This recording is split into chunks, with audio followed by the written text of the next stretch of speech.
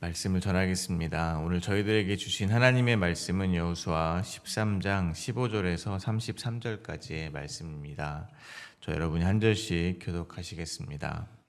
모세가 르우벤 자손의 지파에게 그들의 가족을 따라서 기업을 주었으니 그들의 지역은 아르논 골짜기가에 있는 아로엘에서부터 골짜기 가운데 있는 성읍과 메드바 곁에 있는 온 평지와 헤스본과 그 평지에 있는 모든 성읍 곧 디본과 바못바알과 벳바알무온과 야하스와 그데못과 메바과 기랴다임과 신마와 골짜기 언덕에 있는 세렛사알과 벳볼과 비스가 산기슭과 벤요시못과 평지 모든 성읍과 헤스본에서 다스리던 아무리 족속의 왕 시온의 온 나라라. 모세가 시온을 그 땅에 거주하는 시온의 군주들 곧 미디안의 귀족 에이와 레겜과 술과 훌과 레바와 함께 죽였으며 이스라엘 자손이 그들을 사륙하는 중에 부올의 아들 점술과 발람도 칼날로 죽였더라. 르우벤 자손의 서쪽 경계는 요단과 그 강가라. 이상은 르우벤 자손의 기업으로 그 가족대로 받은 성읍들과 주변 마을들이니라. 모세가 갓 지파 곧 갓 자손에게도 그들의 가족을 따라서 기업을 주었으니 그들의 지역은 야셀과 길르앗 모든 성읍과 암몬 자손의 땅 절반 곧 라빠 앞에 아로엘까지와 헤스본에서 라맛 미스베와 부도님까지와 마하나임에서 드빌 지역까지와 골짜기에 있는 벳하람과 벳니무라와 숫곳과 사본 곧 헤스본 왕 시온의 나라의 남은 땅 요단과 그 강가에서부터 요단 동쪽 긴네렛 바다의 끝까지라. 이는 갓 자손의 기업으로 그들의 가족대로 받은 성읍들과 주변 마을들이니라.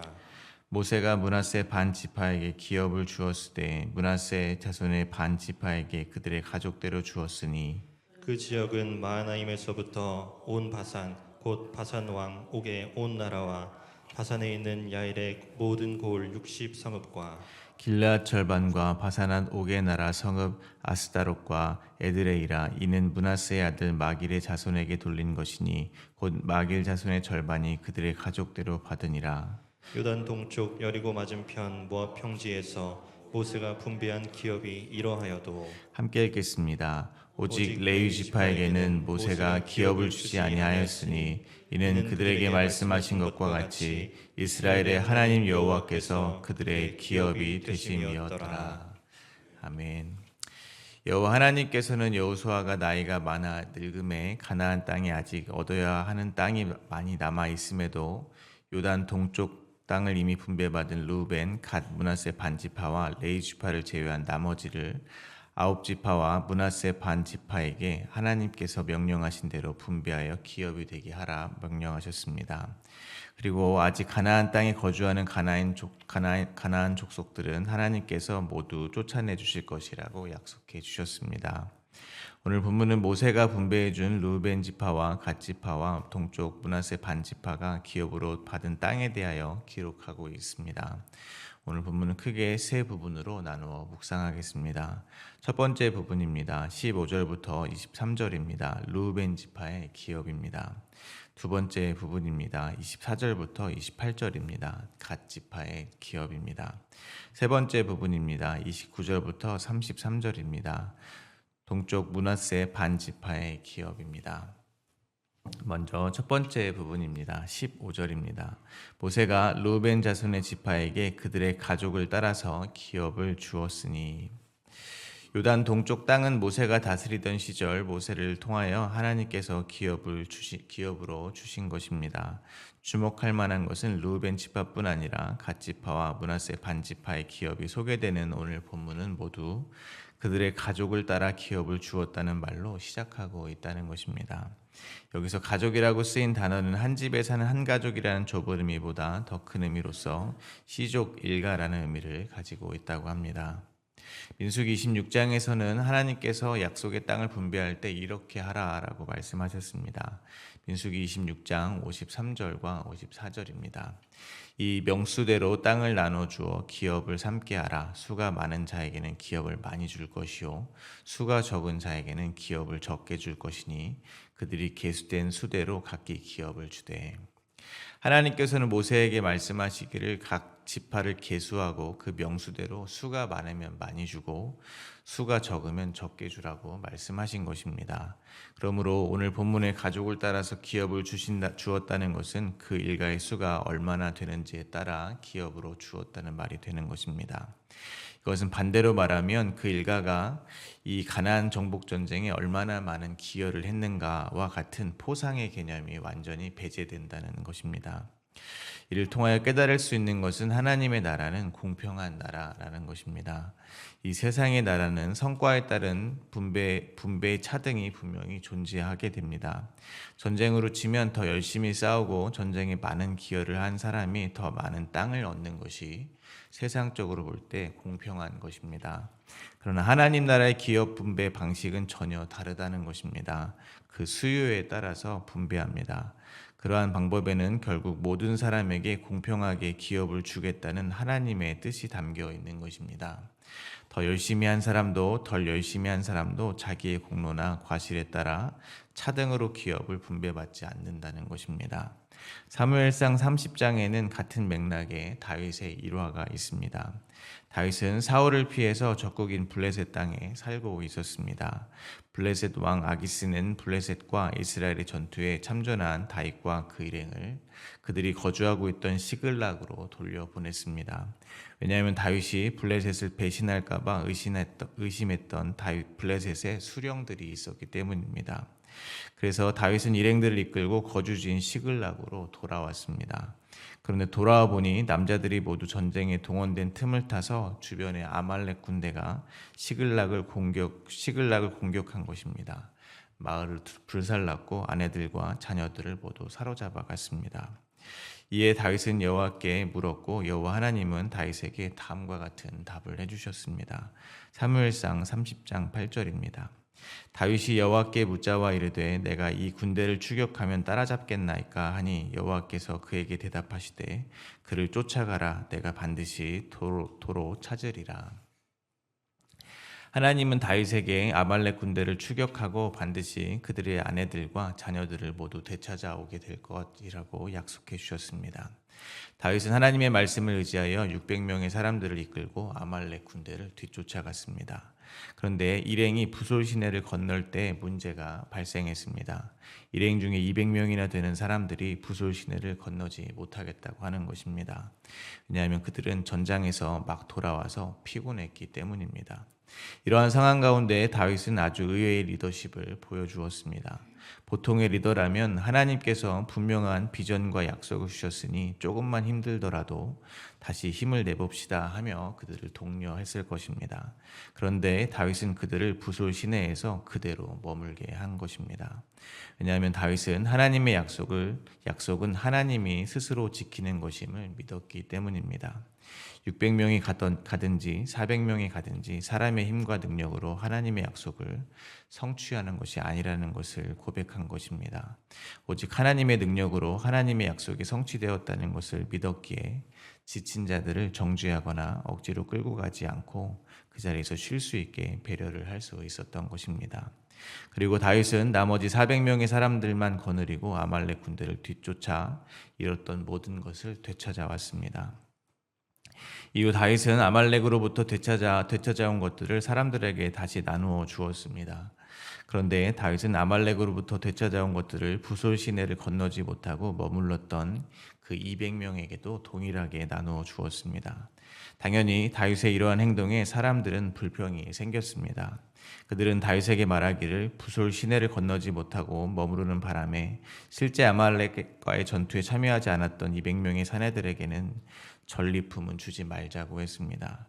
전리품은 주지 말고 그들의 아내와 자녀만 돌려주어 보내자고 했습니다. 그들의 불평은 세상의 기준으로 보면 지극히 당연한 것이고 합리적인 것입니다.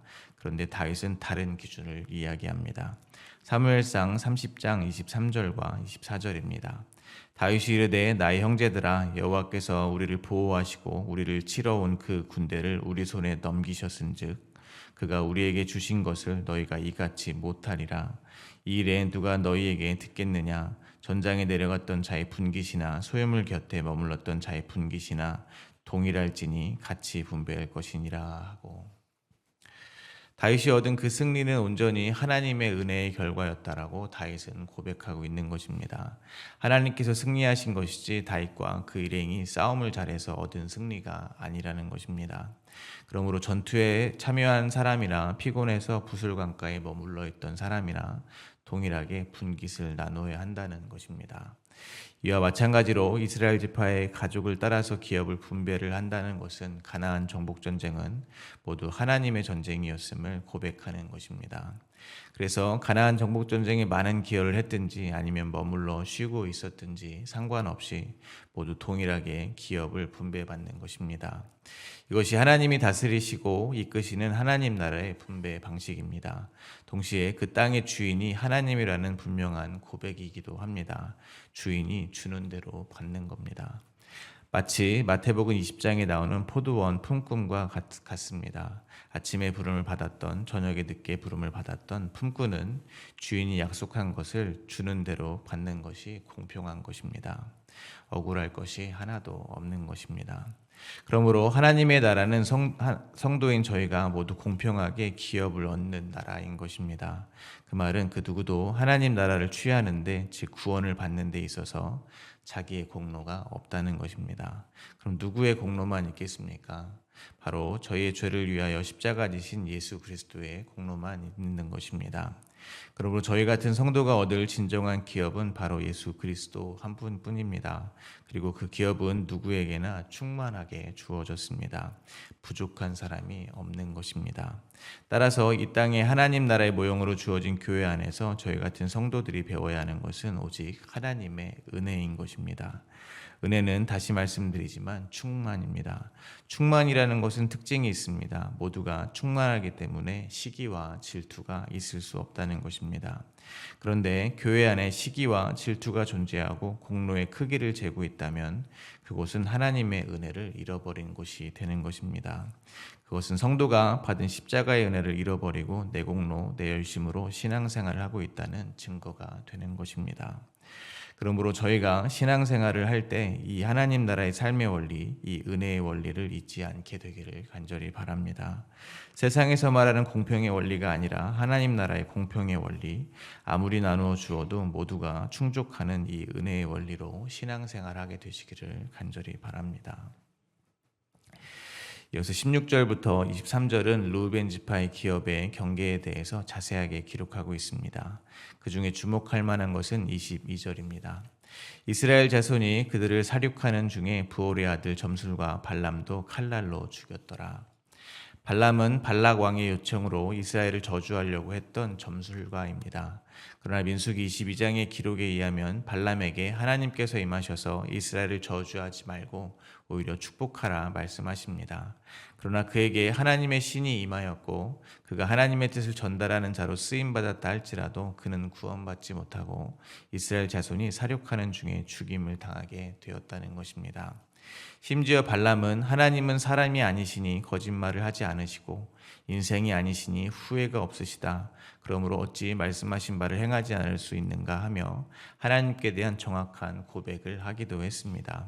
일종의 신앙 고백을 한 것입니다. 그럼에도 불구하고 발람은 하나님께 심판을 당하게 되었다는 것입니다. 그러므로 저희는 다시 한번 하나님 나라의 기업을 얻는 것, 즉 구원받는 것은 인간의 그 어떤 공로로 되는 것이 아니라는 사실을 깨닫게 됩니다.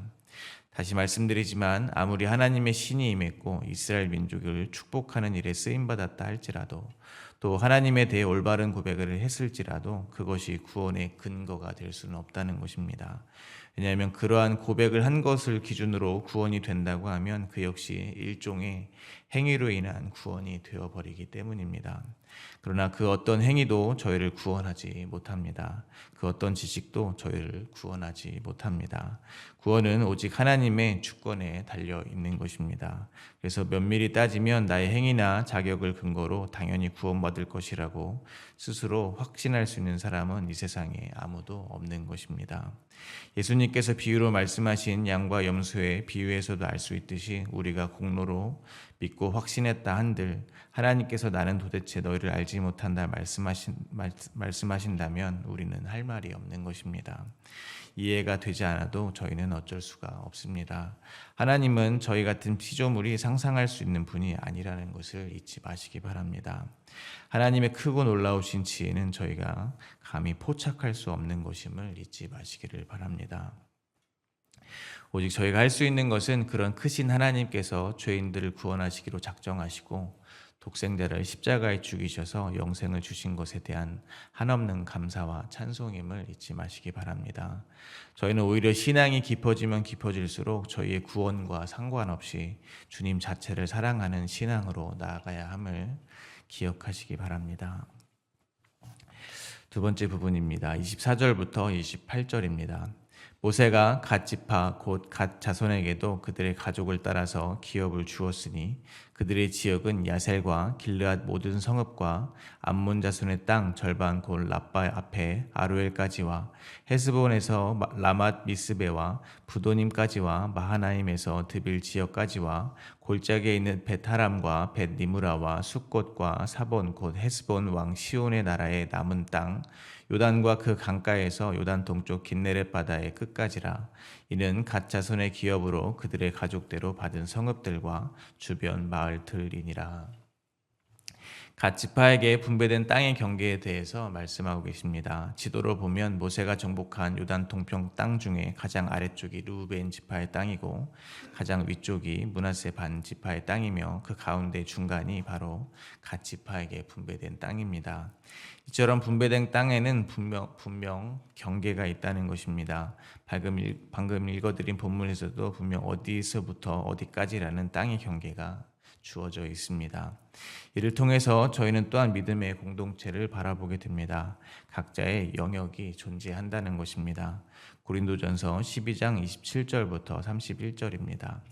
너희는 그리스도의 몸이요 지체의 각 부분이라. 하나님이 교회 중에 몇을 세우셨으니 첫째는 사도요, 둘째는 선지자요, 셋째는 교사요, 그 다음은 능력을 행하는 자요, 그 다음 병 고치는 은사와 서로 돕는 것과 다스리는 것과 각종 방언을 말하는 것이라. 다 사도이겠느냐? 다 선지자이겠느냐? 다 교사이겠느냐? 다 능력을 행하는 자이겠느냐? 다 병 고치는 은사를 가진 자이겠느냐? 다 방언을 말하는 자이겠느냐? 다 통역하는 자이겠느냐? 너희는 더욱 큰 은사를 사모하라. 내가 또 가장 좋은 길을 너희에게 보이리라. 사도 바울께서 말씀하십니다. 교회는 그리스도를 머리로 한 몸이라는 것입니다. 뒤집어 말하면 각자는 역할이 다른 것이지 그 중요도가 다른 것은 아니라는 것입니다. 세상에서 말하는 그런 위계 질서는 성도 간에 있을 수 없다는 것입니다. 그러므로 성도들은 주어진 경계를 지키며 자기가 맡은 사명을 완수하는 것은 모두 교회의 머리이신 그리스도를 위하여 함께하는 일이라는 것을 잊어서는 안 될 것입니다. 단지 역할이 다를 뿐인 것입니다. 그러므로 성도들은 서로 비교하며 경쟁할 필요가 전혀 없습니다. 오히려 연약한 이들이 있다면 그들을 도우며 그리스도의 몸인 교회를 아름답게 이루어가면 될 것입니다. 그러므로 저희는 서로 비교하며 경쟁하고 누가 더 큰 자인가 다툴 것이 아니라 방금 고린도전서 12장 31절에서 읽어드린 대로 오히려 더 큰 은사, 즉 예수 그리스도께서 말씀하신 그 사랑을 하기를 날마다 더욱더 사모해야 될 것입니다. 마지막 세 번째 부분입니다. 므낫세 반지파에게 주어진 기업에 대하여 말씀하고 있습니다. 특별히 눈에 띄는 이름이 보입니다. 바산왕 옥입니다. 30절입니다.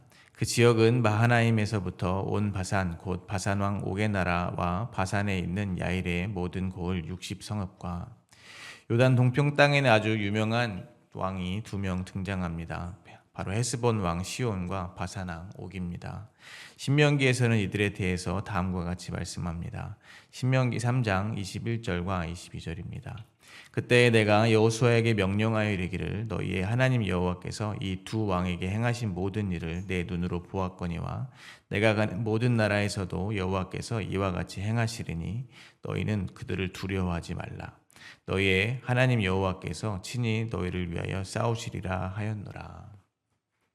하나님께서는 요단 서편으로 나아가는 여호수아에게 하신 말씀입니다. 이 두 왕, 즉 시온과 옥에게 행한 일을 기억하라는 것입니다. 앞으로 여호수아가 마주해야 하는 모든 대적들을 그 두 왕처럼 물리치시겠다는 것입니다. 그러므로 요단 동편 땅을 하나님께서 미리 르우벤, 갓, 므낫세 반제파에게 기업으로 주시기로 약속하신 것은 가나안 정복 전쟁을 앞두고 두려움에 가득 차 있는 여호수아와 이스라엘 백성에게 용기를 주시기 위한 측면도 있었던 것이라 볼 수 있는 것입니다. 즉 온 세상이 두려워 벌벌 떠는 헤스본 왕 시온과 바산한 옥을 하나님이 먼저 물리쳐 주심으로 하나님께서는 누가 진짜 왕인지 여호수아와 이스라엘 백성에게 확인시켜 주신 것입니다. 그러므로 하나님은 오늘 본문을 통해서 저희에게도 말씀하고 계십니다. 두려워하지 말라는 것입니다. 오늘 읽기도 힘든 말로 쓰여 있는 이 지역들이 만약 이렇게 쓰여 있다면 어떠겠습니까? 미국, 러시아, 중국, 프랑스, 영국 등 저희가 알만한 강대국들의 이름들로 쓰여 있다면 어떻겠습니까? 오늘 말씀이 좀 더 확실하게 체감이 될 것입니다. 그렇게 하나님께서 초강대국을 광야 40년을 지나 힘이 빠질 대로 빠진 이스라엘 앞에서 쓰러뜨려 주신 것입니다. 그리고 여호수아와 이스라엘 백성들에게 두려워하지 말라 말씀해 주시는 것입니다. 마찬가지로 저희는 그러한 경험들이 다 있습니다. 도저히 내 힘으로 어쩔 수 없었던 그 무언가를 하나님께서 해결해 주셨던 그런 경험이 있습니다. 하나님이 크고 놀라우신 분임을 온몸으로 체험했던 그런 경험들이 저희는 다 있습니다. 만약 없었더라도 상관없습니다. 오늘 본문의 말씀 속에서 확인하면 됩니다. 그러면 그 크신 하나님에 대한 경험이 또 그 크신 하나님에 대한 말씀이 저희를 응원하게 될 것입니다. 그렇게 저희는 오늘을 또 내일을 살아갈 때 분명 두려움과 어려움이 있겠지만 요단 동편 땅을 기업으로 분배해 주신 크고 놀라우신 주님의 응원으로 또 한 발 내디딜 수 있는 것임을 잊지 마시기를 바랍니다. 마지막으로 33절입니다. 오직 레위 지파에게는 모세가 기업을 주지 아니하였으므로 이는 그들에게 말씀하신 것과 같이 이스라엘의 하나님 여호와께서 그들의 기업이 되심이었더라.